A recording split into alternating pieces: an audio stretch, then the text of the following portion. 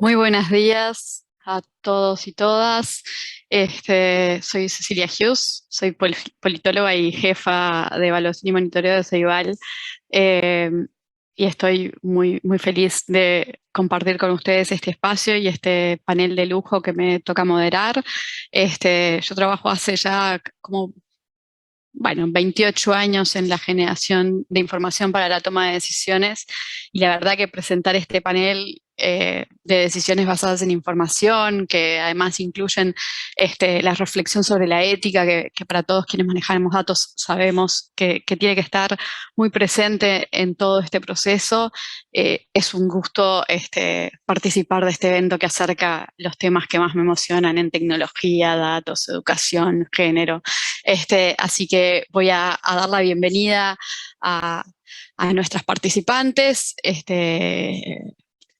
todas ellas con una amplia experiencia, mujeres en ciencia, datos, tecnología, altamente educadas, que estamos al servicio de la generación de información y la toma de decisiones, que es este último punto, ¿no? Todas estas presentaciones que hemos escuchado interesantísimas en el día de hoy tienen que llegar en el momento de la toma de decisiones y poner ese punto a la ejecución de las políticas y de las estrategias de dirección. Bueno, vamos a empezar presentando a la ingeniera Silvia Chevi, que es ingeniera industrial electrónica por la UDELAR y tiene un PhD en la Universidad de Montevideo y un MDA en la Adolfo Ibáñez School of Management de Miami. Es cofundadora y directora ejecutiva de Teles Lab, company builder incubadora tecnológica basada en Uruguay, y fue directora latinoamérica de Lock Apes Technology y consultora senior de la regulación de telecomunicaciones para la UIT y diversas compañías telefónicas en América Latina. Así que le damos la bienvenida, muy bienvenida Silvia. Muchas gracias, la verdad que es un honor estar acá en este panel y en este día tan especial que es el Día Internacional de las Niñas en las TIC, así que muchísimas gracias por la invitación. Les voy a plantear varios problemas y les voy a plantear alguna solución, espero, a esos problemas. Y los problemas son de la ética en el uso de la inteligencia artificial y los datos. Muchas habrán escuchado, muchas y muchos, habrán escuchado de que en Estados Unidos, en el tema de justicia, en el Departamento de Justicia, se usa un software que se llama Compass, que lo que hace es ayudar a los jueces dándoles un score de cuál es la previsión para que una persona acusada o convicta en realidad, cuál es la probabilidad de reincidencia. Y esto lo que hace es ayudar a los jueces a determinar las penas. Y lo que se ha visto después, con el tiempo, es que había grandes sesgos y que las personas blancas tenían un score mucho mejor y mucha menos probabilidad de reincidencia, cuando después los datos indicaban que no había diferencia y entonces las personas afrodescendientes, por ejemplo, se vieron sumamente perjudicadas.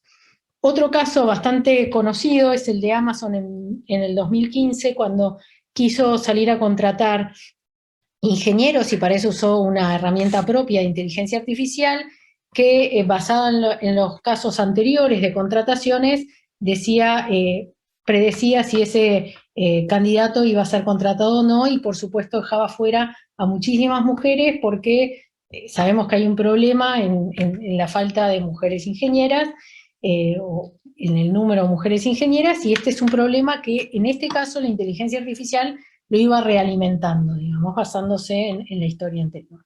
O el caso de Facebook, cuando dirigía las publicidades según sexo, edad, raza, y eso constituye un tema de discriminación que se demostró inconstitucional en Estados Unidos. Todos esos son problemas que no tienen que ver con la tecnología, pero sí tienen que ver con el uso de la inteligencia artificial. Entonces, ¿cuáles son los retos a los que tenemos que estar bien atentos cuando usamos datos y todo esto? Primero es de la necesidad y proporcionalidad, es pensar que esto pasa por pensar desde la tecnología y no pensar desde lo social o desde lo humano, ¿no? Y no acompañar con políticas públicas. Recién en la presentación anterior, cuando se hablaba del tema de conducta y problemas alimentarios, sí, toda la información es genial, pero hay que acompañarla de políticas públicas. Lo otro es infraestructura y seguridad. ¿Qué pasa con los ciberataques? ¿Qué pasa cuando en forma a propósito se busca confundir por ejemplo, con imágenes falsas, como también hubo una presentación anterior a los sistemas de reconocimiento de imágenes y todo eso? Otro problema es el intrínseco a los datos. ¿Qué pasa si no tenemos datos suficientes? Por ejemplo, en temas de vulnerabilidad, que es cuando más necesitamos. Estamos hablando de inteligencia artificial para resolver los grandes problemas de la sociedad, ¿no? ¿Qué pasa si no tenemos datos suficientes? ¿Qué pasa con los sesgos de los datos? Con la discriminación pasada, ¿cómo hacer para no multiplicar esa discriminación? Después hay problemas técnicos de desarrollo e implementación, por ejemplo, la fuga de información que se da al no dividir en forma adecuada la cantidad de datos, lo que se usa para entrenar modelos, con lo que se usa para probar, con lo que se usa para validar. Y por último, los retos de uso. ¿Qué pasa con la información que depende del contexto? También esto estaba clarísimo en la presentación anterior. La información por sí sola, si no la ponemos en un contexto, nos puede llevar a equivocaciones, ¿no? Y puede aumentar la situación de discriminación.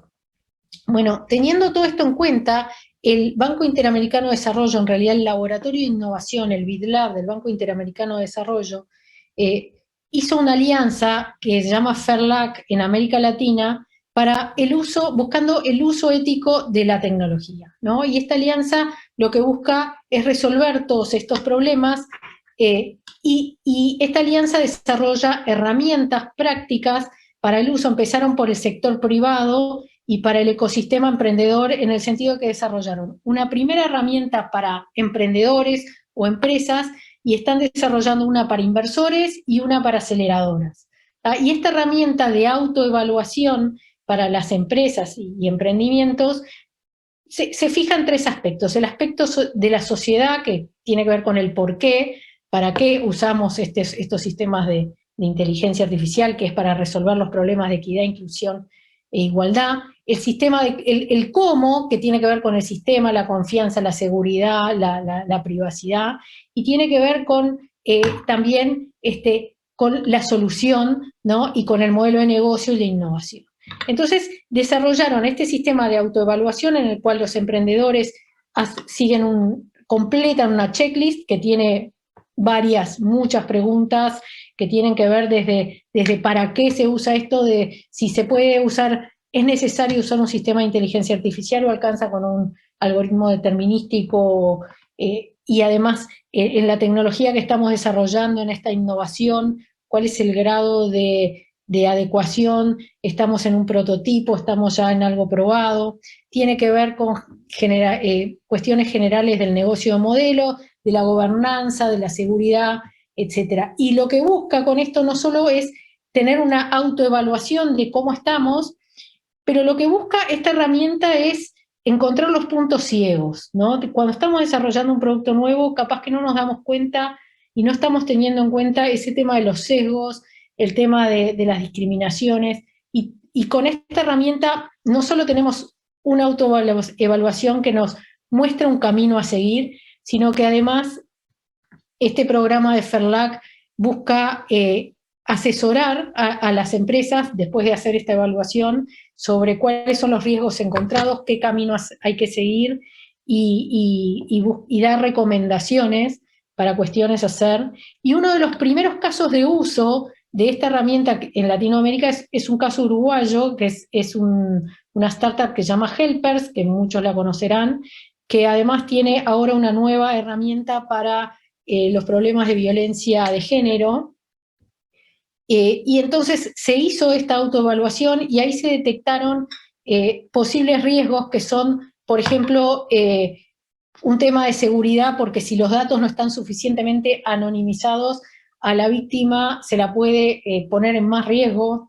Se puede caer en estigmatizar zonas donde se encuentran más datos de problemas de violencia de género, y tener mucho, y también la recomendación que hacen es que hay que tener mucho cuidado en el uso de esa información, en la seguridad de los datos y a quién y a quién se le llega. Entonces es una herramienta que está en continuo desarrollo, pero que es muy útil, y acá les dejo el link para bajar el marco completo y la propia autoevaluación, y tener estas herramientas que se co-crean entre los distintos actores de los ecosistemas es realmente muy útil para empezar a poner estos temas sobre la mesa y bueno, y compartir y tratar de que la inteligencia artificial y el uso de la ciencia de datos sea en el bien de los problemas relevantes. Así que con esto termino.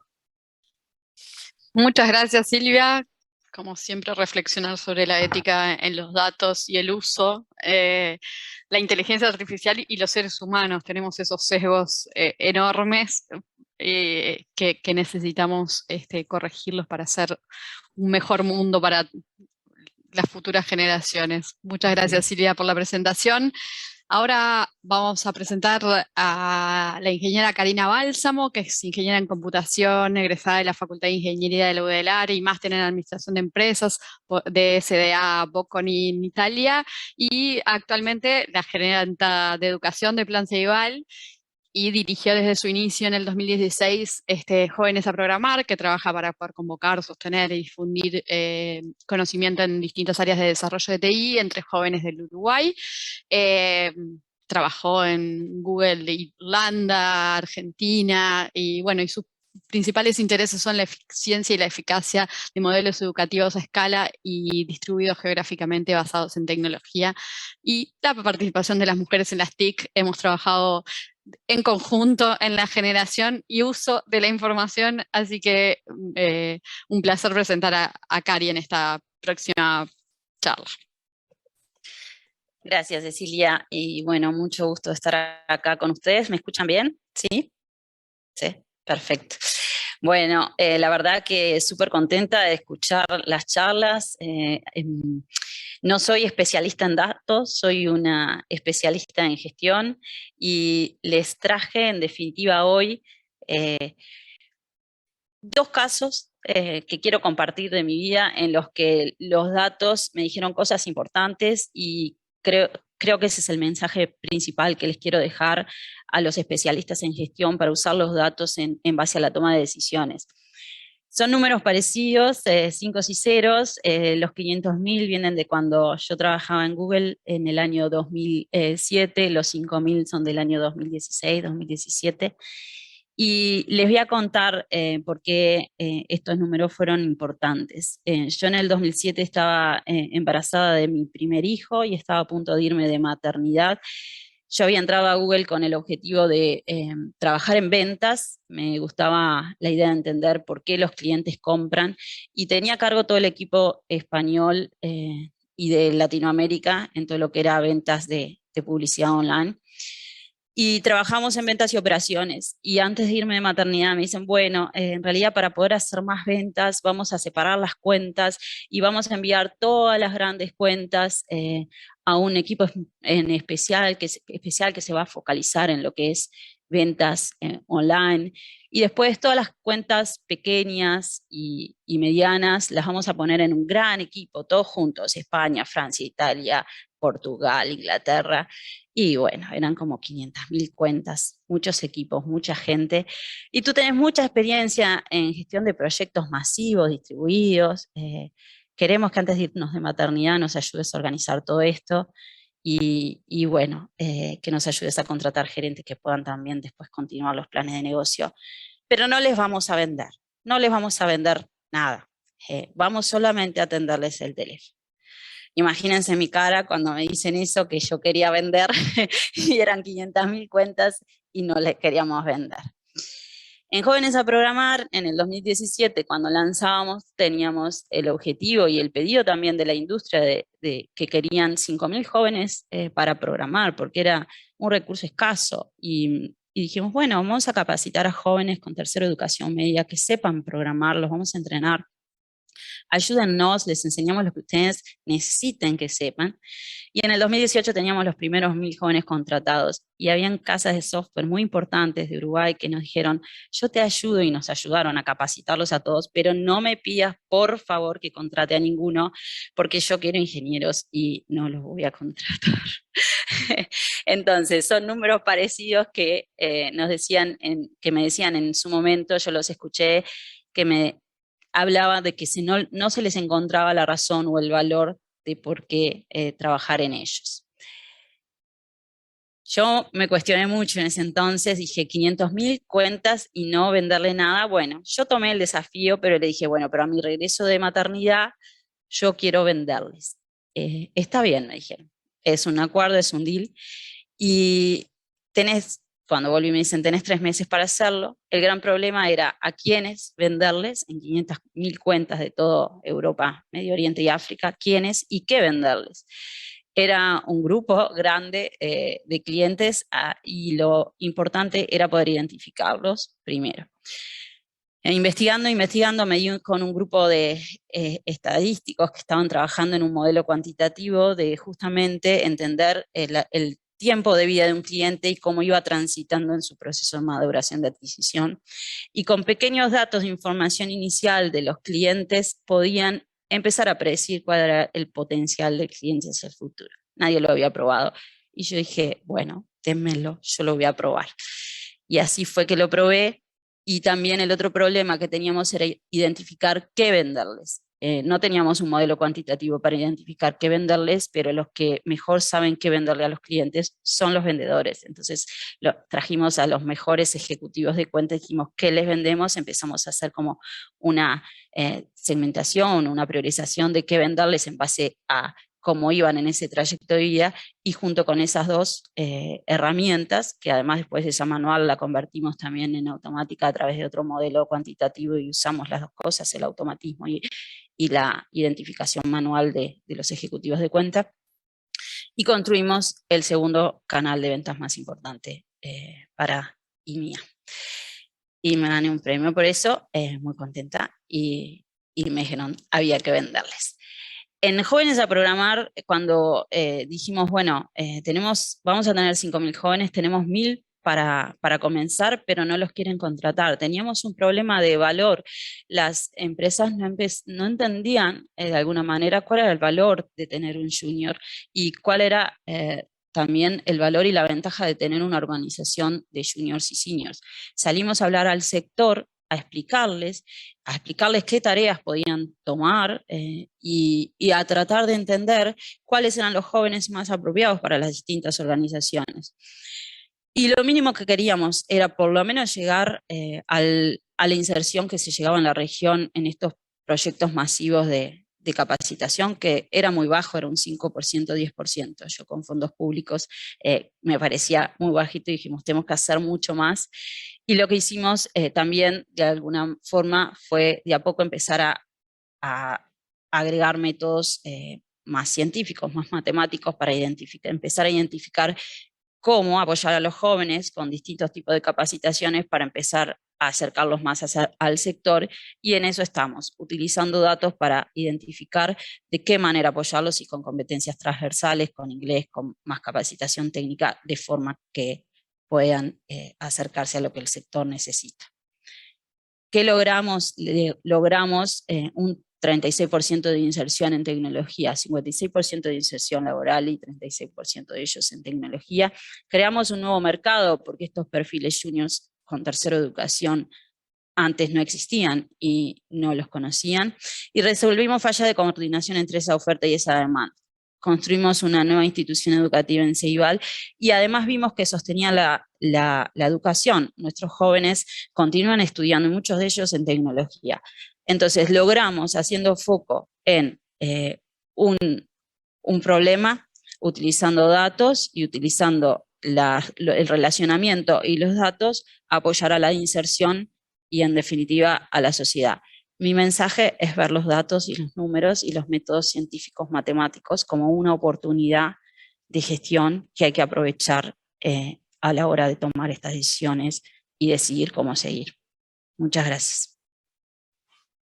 Muchas gracias, Cari. Y ahora, en este super panel de lujo que tenemos para presentar. Presentamos a la doctora Mercedes Aramendía, que es doctora en Ciencias Jurídicas por la Universidad de Granada, máster en Law en Derecho, Tecnología, Emprendedurismo por la Cornell University, máster en Acceso a la Abogacía por la Universidad de Nebrija, España, máster universitario en Administración, Dirección y Organización de Empresas por la Universidad Camilo José Chela de España, MBA por el EAE Business School de España, máster en Derecho Administrativo Económico por la Universidad de Montevideo. Bueno, con todos esos, actualmente dirige, es directora del posgrado de Transformación Digital y Derecho en la Universidad de Montevideo y profesora de la universidad, y la presidenta de la Unidad Reguladora de Servicios de Comunicación de la URSEC, y del Consejo Nacional de Innovación, Ciencia y Tecnología, el CONICIT. Mucho gusto, Mercedes. Adelante. Hola Cecilia, ¿cómo andás? Muchas gracias por la presentación. Perdón que se fue, ¿verdad? Bueno, un gusto, como me acabas de presentar. Como ven, yo no soy una experta en datos, pero la verdad que me encantaría. No solo me encantaría poder ser capaz de yo misma de poder analizar de esa manera los datos, porque creo que los datos son fundamentales. Y además también me encantaría estar rodeada de personas, de científicos y científicas de datos. Creo que son esenciales para el desarrollo social y global. Decidí ponerle universalizar a la presentación de hoy porque realmente creo que universalizar el conocimiento en esta materia es algo fundamental. Porque en general creo que cuando hablamos de ciencia de datos suele verse como que es algo abstracto, algo que de bajo impacto, que no tiene un propósito suficiente. Y creo que eso probablemente sea por temas culturales, sociales, o que no se ve cuál es el impacto económico que puede tener tanto las empresas como todo tipo de organización, ¿verdad? Y la realidad es que esto se aplica a todo el mundo, al mundo, tanto el mundo digital como lo que es el mundo real, que cada vez, sin duda, el mundo es uno, ¿verdad? Y esto responde, sin duda, a lo que son necesidades sociales y necesidades mundiales.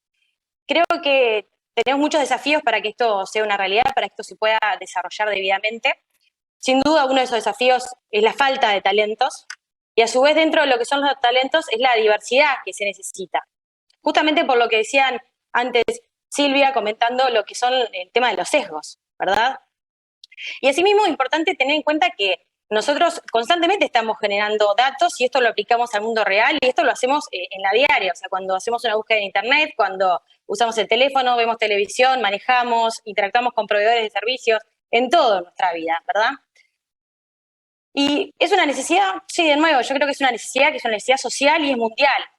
Y la realidad es que hasta hace pocos años atrás, generalmente cuando teníamos que tomar una decisión lo hacías por hipótesis, por suposiciones, y la realidad es que esto implica más riesgos, más tiempo, más posibilidades de equivocarnos.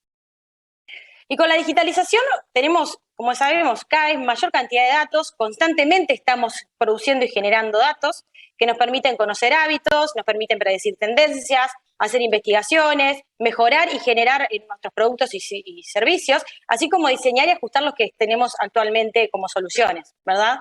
Y de esta Mercedes, forma... ¿te animás a poner en modo presentación la PPT? Ay, discúlpame, ¿no me estaban viendo? Te estamos viendo y la presentación también, pero tenemos ahí va. ¿Ahora sí? Ahora sí, gracias. No, gracias, discúlpame. Bueno, como les decía, con la digitalización tenemos cada vez mayor cantidad de datos, los cuales nos permiten conocer hábitos, tendencias, predecir, investigar, mejorar lo que son los productos y los servicios. Y de esta forma, sin duda, nosotros, a partir de los datos, generamos información que tiene mucho valor y esto puede traer muchos beneficios para toda la sociedad si es correctamente utilizada. Y no se limita a una sola rama de conocimiento, sino que esto es transversal a todas las áreas de conocimiento, así como a todo lo que es los aspectos sociales, económicos y culturales. A la hora de tomar decisiones, nosotros sin duda tenemos que poder fundamentarlos, tenemos que tener atrás una motivación que permita a nosotros tener seguridad a la hora que la tomamos, así como a la hora de poder justificarla a nuestros equipos, así como a la sociedad, ¿verdad? Y para poder avanzar en cualquier aspecto de nuestra vida, necesariamente tenemos que tomar decisiones y hacer. Los datos nos ayudan a que estas decisiones, como decíamos, estén más fundadas, nos permiten poder mejorar la forma en que hacemos todo, y esto lo vemos desde lo que es en la medicina, lo vemos en el derecho, lo vemos para predecir el clima, lo vemos para poder manejar el tráfico, el tránsito, el manejo de lo que es la basura, entre otros múltiples ejemplos. El tema, sin duda, creo que la clave es ser capaces de poder leer y escuchar e interpretar debidamente los datos, y para lo cual necesitamos desarrollar diversas capacidades. Solo ver patrones puede llevarnos a conclusiones equivocadas, como ponía Silvia también como ejemplo. Y esto lo vemos, por ejemplo, si nosotros únicamente estamos viendo, por ejemplo, los casos de algoritmos de inteligencia artificial que solo se centran en datos históricos, puede llevar a decisiones equivocadas que no son voluntarias, sino que es porque siguió una forma de razonamiento que no estaba relacionando debidamente e interpretándolo. Construir algoritmos es complejo, es algo desafiante, siendo realmente fundamental que esos equipos haya equilibrios adecuados y que sean multidisciplinarios, ¿verdad? Para esta forma poder interpretar debidamente lo que son los resultados y poder hacer los ajustes que sean necesarios. Las diversas organizaciones están buscando profesionales que necesariamente tengan diversas capacidades para poder devolver a la sociedad lo que el dato le da, ¿verdad? O sea, lo que es la datificación. Y como Boston Consulting Group ya en el 2020 indicaba que, por ejemplo, en lo que es la diversidad, en lo que es data science, solo el 15% de los científicos de datos son mujeres. Y eso sin duda es un problema, si consideramos que los algoritmos son susceptibles a sesgos, por lo que es necesario que haya diversos puntos de vista y diversas experiencias. De nuevo, la ciencia de datos es multidisciplinar. Es importante que haya diversos profesionales que trabajen juntos para que justamente que los algoritmos a la hora de tomar decisiones puedan tener consideraciones que tengan resultados positivos y que no generen afectaciones. Un aspecto que me parece importante es destacar cómo desde los datos, de la ciencia de datos, podemos contribuir directamente a lo que es el logro de los Objetivos de Desarrollo Sostenible de Naciones Unidas. Por ejemplo, con lo que es la educación de calidad, el trabajo decente, el crecimiento económico, lo que es la industria, la innovación, las ciudades y comunidades sostenibles. Por otro lado, interpretando para ver qué compartir hoy, me pareció interesante buscar que los algoritmos sean FATEN. La F de Fairness, de justicia, la A de Accountability y autonomía, o sea, que haya atribución a responsabilidades, la T de transparencia y de confianza, E de educación y la N de no maleficencia. Ya cerrando, para respetar el tiempo, creo que la ciencia de datos es un área realmente apasionante, que creo que los datos se tienen que centrar en las personas, así como los algoritmos. Son realmente una valiosa herramienta que nos permiten poder datificar el mundo real, comprender los fenómenos de una mejor forma, que probablemente sin este tipo de herramientas o sin el uso masivo de datos hay cosas que no podríamos ver ni comprender, y esto nos da mayores herramientas para poder comprender estos fenómenos, atenderlos de mejor forma, devolviendo a la sociedad esos beneficios y aportando así directamente al bien común. Quiero celebrar este día y realmente creo que es primordial hacer énfasis en que esto es algo transversal, es multidisciplinario, que requiere diversidad y que es importante trabajar en todos estos aspectos desde el diseño, siendo sin duda importante atender lo que es la educación, la sensibilización y universalizar el conocimiento. Muchas gracias. Muchas gracias, Mercedes. Muy interesantes los aportes al debate sobre cómo usar estos datos a nivel global. Para terminar el panel, vamos a presentar a la ingeniera Carolina Cose, que es ingeniera electricista y magíster en ingeniería matemática por la UDELAR. Le apasionan las matemáticas y la música de diversos estilos y se ha desempeñado en la actividad privada a nivel internacional y nacional. Desde 2007 ejerce cargos públicos, primero en la División de Tecnología de Información de la Intendencia de Montevideo, después en la Presidencia de Antel, ministra de Industria, Energía y Minería, senadora de la República y actualmente intendenta de Montevideo. Agradecemos a Carolina que, como no pudo estar presente personalmente, nos grabó un video muy inspirador que vamos a ver a continuación. Uno de los primeros recuerdos que tengo de cuando empecé a tomar conciencia de el placer que me daba la matemática me recuerdo a mí misma estudiando problemas de geometría métrica o de geometría analítica también después, y me recuerdo como que sentía una tranquilidad cuando empezaba a estudiar ese tema, cuando me metí en algún tema de matemáticas siendo muy joven, sentía cierta tranquilidad. Después me di cuenta que lo que sentía es que en realidad las opiniones y las discusiones tenían un eje que era la verdad incontrastable de la realidad. No discutíamos según lo que sentíamos, discutíamos alrededor de cuestiones más objetivas que eran más fácilmente comprobables. Si alguien iba por el camino correcto iba a solucionar el problema. Si no era ese camino, entonces con otros tomábamos de vuelta el camino del razonamiento. Conocer la realidad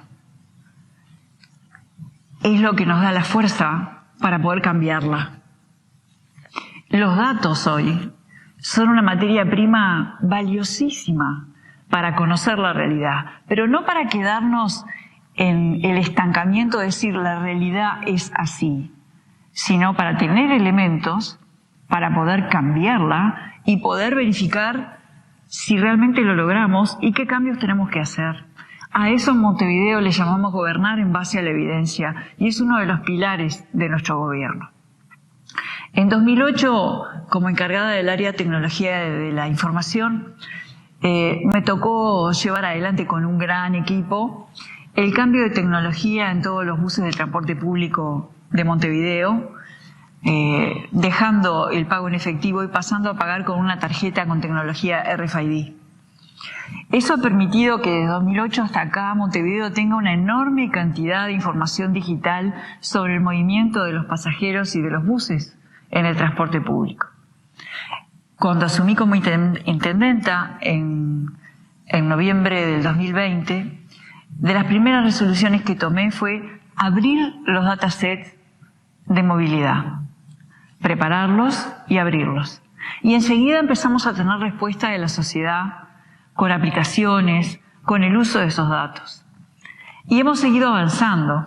Y en estos días vamos a hacer pública una plataforma en la cual hemos consolidado toda la información del sistema de transporte público, más la información que proviene de un acuerdo que tenemos con Waze, más la información que nos proveen más de 400 sensores que tenemos instalados en Montevideo.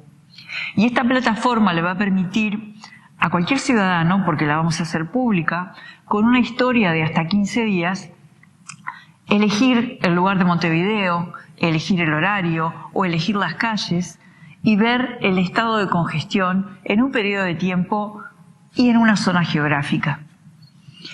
A nosotros nos sirve como una herramienta para medir la efectividad de los cambios, para ir solucionando los temas de congestión, para ir haciendo cambios en los recorridos y en las frecuencias, pero no solo estar utilizando herramientas de simulación que Montevideo viene utilizando desde el año 2010, sino también ver en la realidad cómo quedó lo que cambiamos.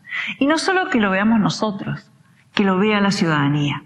Entonces esto tiene un efecto colateral maravilloso, que es el nivel de la discusión política con la ciudadanía.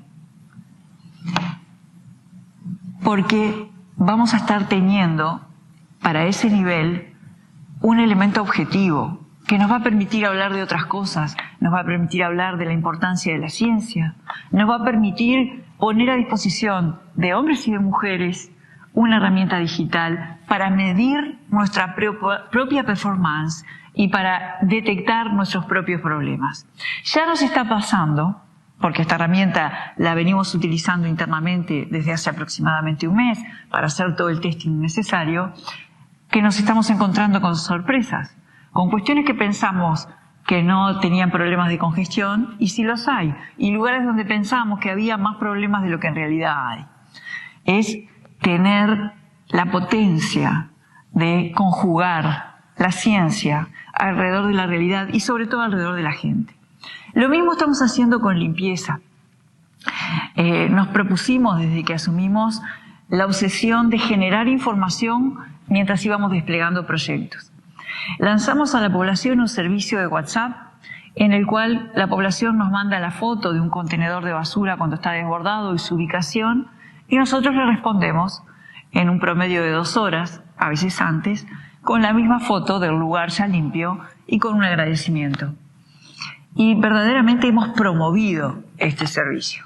Hemos pegado grandes pegotines en los contenedores de basura con este número de WhatsApp y hemos multiplicado, yo diría, por más de 10 la cantidad de solicitudes que tenemos a este respecto, que las hemos dejado de sentir como reclamos, porque sentimos que ahora la ciudadanía está actuando como un agente ambiental, está siendo parte de la solución, está colaborando con nosotros para decirnos a dónde ir.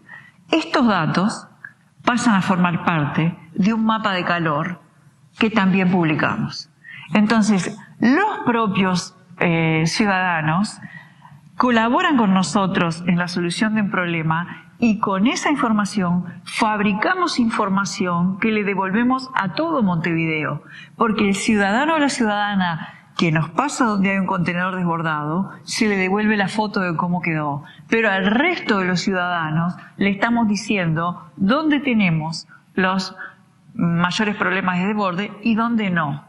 Entonces estamos, creo yo, que con datos generando otro nivel de participación. La participación es muchas cosas, es la esencia de la democracia y seguramente es la esperanza del futuro. Pero no es solo opinar, es también actuar, formar parte y después con información objetiva opinar y seguir. Así que para nosotros es una obsesión. Estamos muy contentos porque los datos nos han ayudado no solo a resolver problemas, sino que nos van mostrando de la mano de una política, porque por sí solos ya sabemos que la ciencia no es neutral, los datos tampoco lo son, de la mano de una política y de la mano de la ciudadanía, cómo vamos construyendo una Montevideo más verde, la que todos nos merecemos.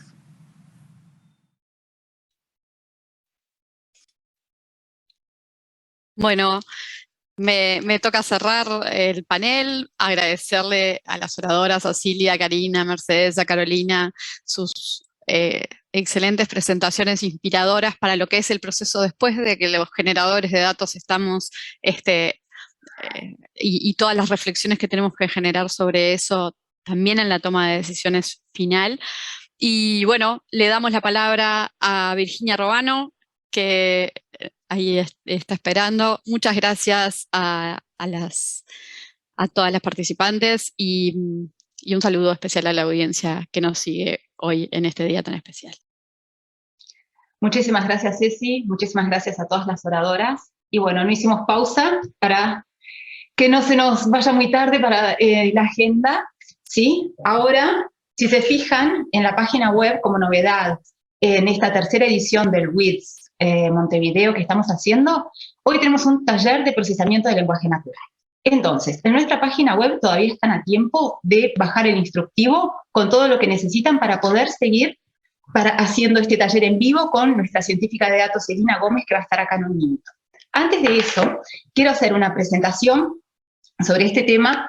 Quiero presentar a Magdalena Furtado. Magdalena es economista, tiene una maestría en economía, es la representante en Uruguay de ONU Mujeres, y nos va a estar hablando justamente de este tema, de un trabajo que han hecho en ONU Mujeres, analizando la violencia de género basada en la tecnología en el sistema político uruguayo.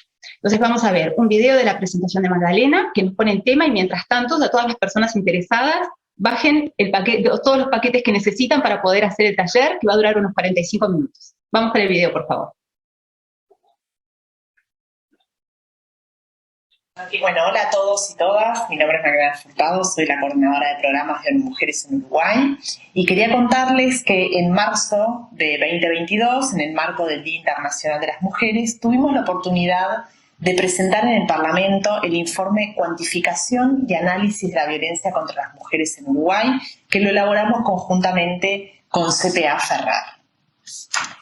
Desde ONU Mujeres queríamos sacar a la luz esta nueva forma de violencia política ejercida contra las mujeres, precisamente porque es difícil de visualizarla. Las redes sociales son una manifestación más de las relaciones de poder y estereotipos de género y se han convertido en espacios que facilitan la violencia debido a la inmediatez y a la capacidad de ofrecer el anonimato a los agresores. Es por eso que se optó por hacer una investigación con un enfoque innovador utilizando Big Data e inteligencia artificial en un estudio que cruzara esta tecnología con la temática de la violencia de género por primera vez en el Uruguay. De esa manera analizamos más de 600.000 mensajes recibidos por 102 mujeres políticas utilizando modelos de procesamiento del lenguaje natural que permiten determinar cuáles eran los sentimientos o las emociones asociadas. Queremos compartir algunas conclusiones con ustedes. En primer lugar, los resultados del estudio mostraron que el 27% de los tweets dirigidos a las mujeres políticas tenían un contenido violento y que además, cuanto mayor es la visibilidad pública de esa mujer política, mayor proporción de mensajes violentos recibe. Pero lo relevante es mencionar la diferencia en los contenidos que se han encontrado al analizar los mensajes violentos dirigidos a los varones como a las mujeres. Mientras que los de los varones aluden a la gestión de gobierno o posiciones ideológicas, los que reciben las mujeres aluden más bien a su condición de ser mujer. Por otra parte, un 58% de los tweets violentos a las mujeres políticas están categorizados dentro de menosprecio de capacidades, mientras que esa cifra baja a un 37% para los hombres. Otro de los resultados observados es que la agenda de género intensifica la violencia hacia las mujeres en política. El 69% de las encuestadas percibe mayor violencia cuando hablan de esos temas relacionados con igualdad de género en las redes sociales. Esto se evidencia cuando incluyen las palabras feminismo, feminista o género. ¿Por qué? Porque los tuits violentos suben a un 51%, 49% o 43% respectivamente. Se hace evidente, por tanto, la necesidad de incidir en este ámbito para hacer visible y poner freno a este tipo de violencias que lo que hacen es desestimular la incorporación o la permanencia de las mujeres en política y, por supuesto, que causan un grave impacto en sus vidas. Y quiero finalizar este mensaje agradeciendo el interés por estos asuntos y reiterando la importancia de continuar luchando contra la violencia de género desde todos los espacios y bienvenida a la ciencia de datos para generar evidencia para las políticas públicas. Muchas gracias.